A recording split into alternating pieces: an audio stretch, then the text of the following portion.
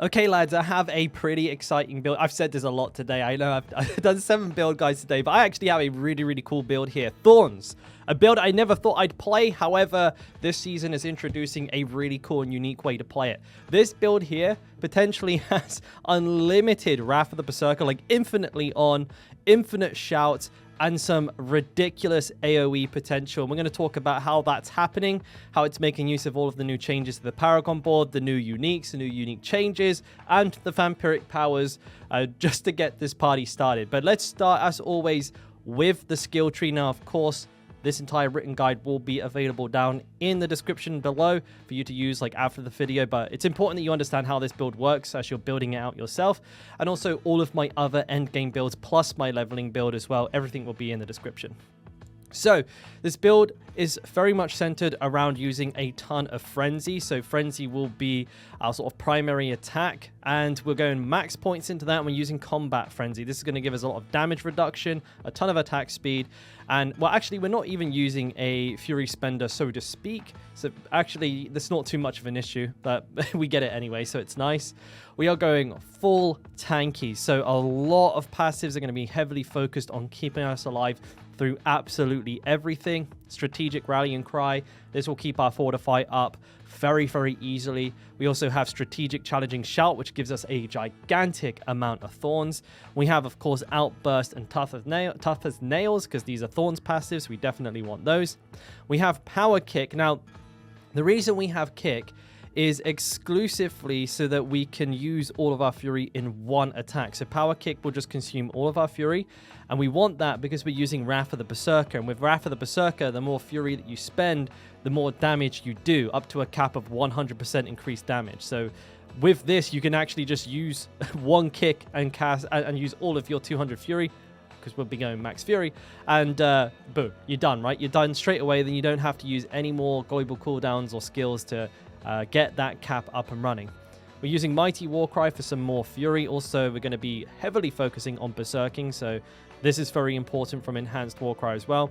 Shouts are Giga buffed, as always, you know, keeping those nice and strong. We have Aggressive Resistance. Now, we don't actually need Prolific Fury or Battle Feather for this build. You could potentially go for Battle Feather like in the early stages if you're not quite getting the cooldown on your Supreme Wrath of the Berserker, but we'll talk more about that in the gear part of this video in just a second. Pit Fighter is a staple. All of the Fortify goodies here, you know, defensive stance and as well as counter offensive to keep us nice and healthy and also do some extra damage. And then we're using Unconstrained. So we have a much larger total Berserk duration amount, so total of 10 seconds, and we'll be doing 60% multiplicative increased damage. So this is going to be very nice for this build. Now, this is the part I'm really excited to talk about, because this build is pretty crazy. Has some insane potential. And kicking things off, we have Two-Handed Axe Expertise, best DPS really option that we have.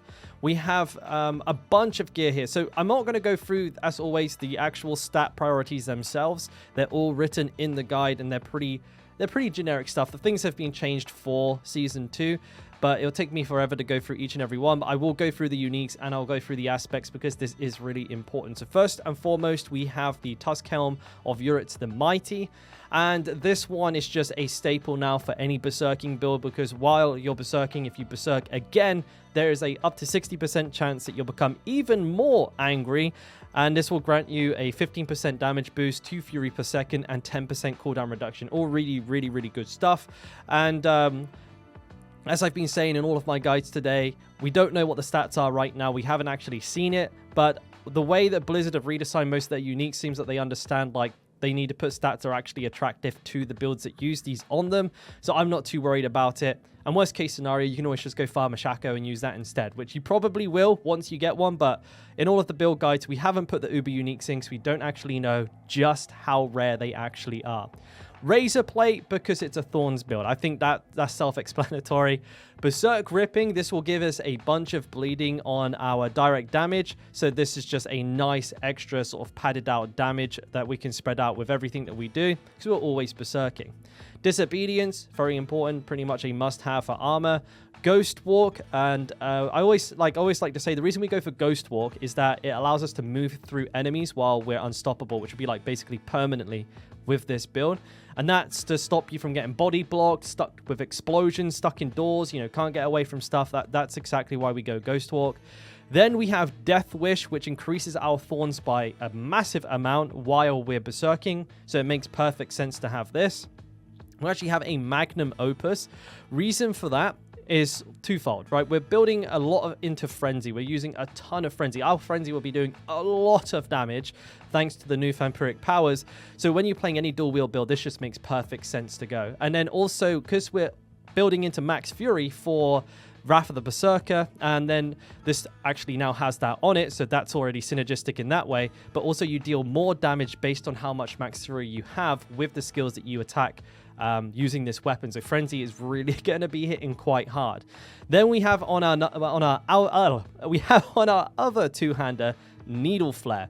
So this will give us a 40% chance, or actually 80 on a two-hander, to damage all the enemies around us with our Thorns when that procs. So this is going to turn Thorns into a really consistent, strong AoE. And then we have Edge Masters. Edge Masters just a very good, like, generic DPS increase for Barbarians.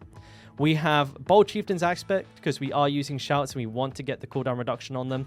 And we're using one of the new uniques here. This is really interesting, the potential on this. So what it reads: Lucky Hit. Your damage over time effects have up to a 50% chance to erupt, dealing flat damage of the same type to nearby enemies. It'll be physical in our case. Now, the flat damage value looks really low here because we don't know what it looks like on like a item power 900 piece of gear, right? This is like the item power 1 version, so it's probably going to be pretty high if 5 to 6 is like item power 1. We still yet to see it. However, the way that this is currently being interpreted is that when we do a lucky hit attack, so for example, our lucky hit attack will be not double swing, actually. Hang on a minute, let me just change that to Frenzy. There we go. So when we're casting Frenzy, there's a 50% lucky hit chance, so a 15% chance that any enemy that's currently bleeding will explode. And the attack speed on Frenzy, if any of you guys have used it, is pretty insane by itself. But we have buffed the absolute crap out of it with this build. We've actually hit pretty much attack speed cap. So that's going to be going off like crazy, crazy fast. And the assumption here is that all of the enemies that are bleeding from like anything we've hit with Berserk Ripping, anything that we've hit from Tough as Nails, Needle Flare, should be practically anything that hits us will now be bleeding. That they're going to have a chance to explode like every time we use Frenzy, which will be like just going brrr. So this could be bonkers if it works the way that it says it does, and could potentially result in some of the best AoE clear I think we've seen in any build. And sort of going down that rabbit hole a bit more, we have Battle Trance, which now also has Max Fury on it, by the way. So we've got Max Fury coming out of our ears here. And this increases the ranks of Fury, so it does more damage, but also gives you 2 more stacks of Fury, which means that you get more attack speed from it as well, and damage reduction and everything like that. So incredible, incredible synergy between everything here, and it gets better still. As far as gems go, we have topazes for basic skill damage, a lot of it, by the way, 6 times 2, 120%. We have rubies in our gear, max health scales Thorns, so we definitely want that. And for now, we have diamonds as the recommendation for jewelry. We'll need to see how resistances pan out for a Barbarian into the late game, and there may be some changes needed in this department, but I'll keep the build up to date. And then Vampiric powers. This is where things get really exciting for Thorns. Like really, really good season for Thorns. So we have Moonrise.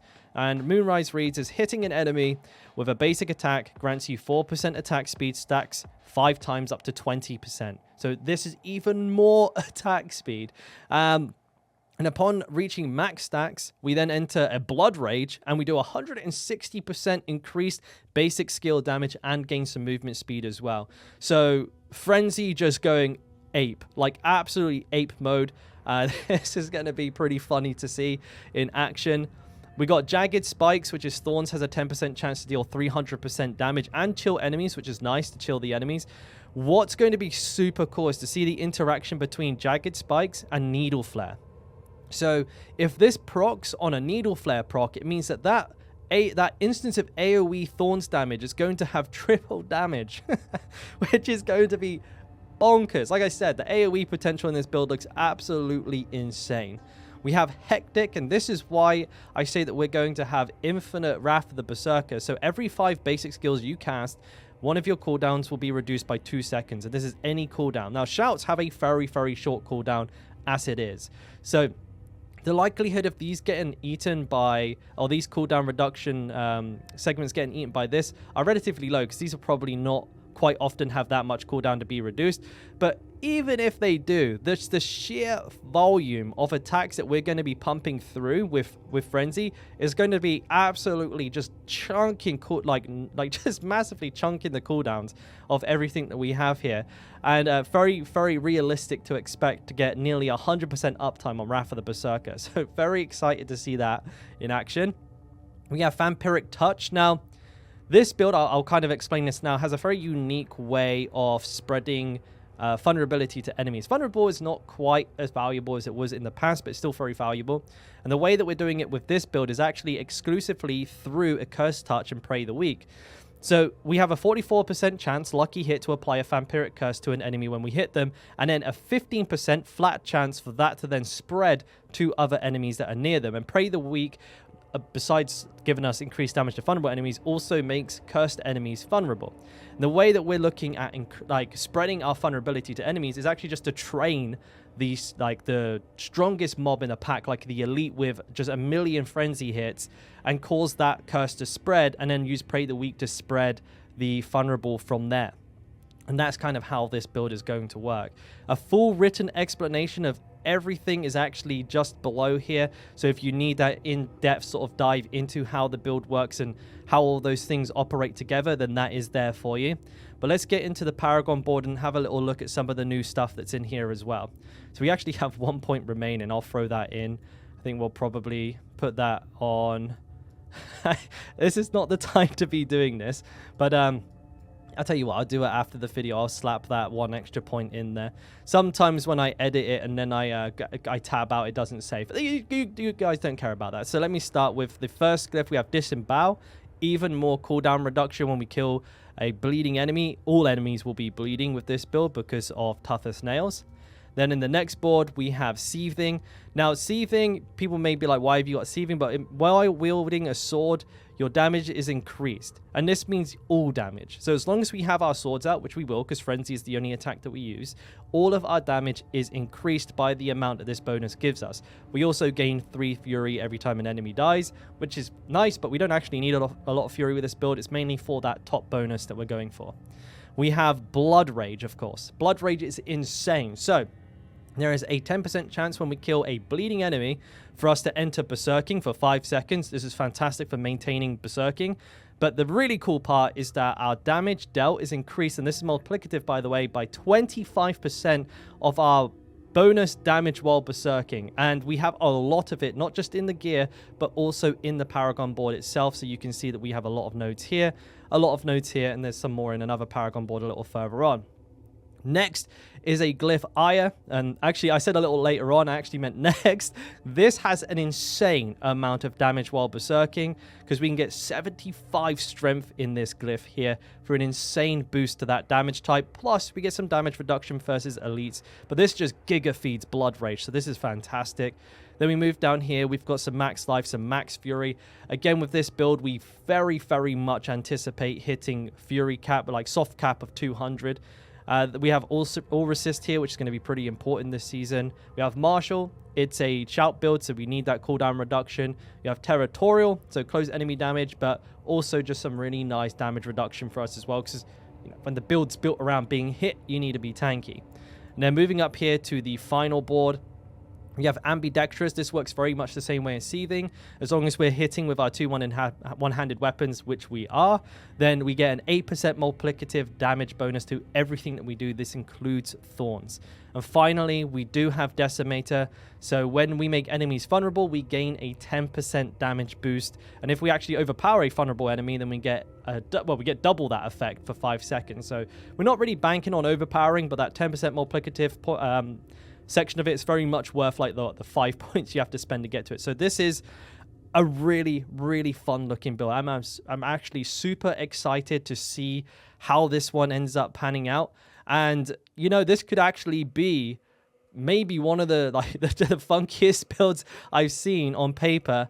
And yeah, you know, as with all builds, we'll be keeping it up to date, making sure it's like absolutely on the most bleeding edge. So if you're watching this video a little bit later than when it's being released, if it's like a month on, don't worry, the written one that you're looking at will be completely up to date. It'll be, you know, anything in here that needs changing will be changing. We'll keep this as sort of the go-to resource for this build. But that's it. I hope you liked it. I hope you found it useful. If you did, consider giving the video a thumbs up and subscribe for more Diablo content, Barbarian guides, and just general commentary on the game. I will be live streaming the Race to 100. I do compete in them. Last season, I was actually in the top 10 for Barbarians as a solo hardcore player. And I actually just stream every day anyway. So if you want to check that out, all of the links for everything will be down in the description below. But that's it. Take care. Have fun. Cheers.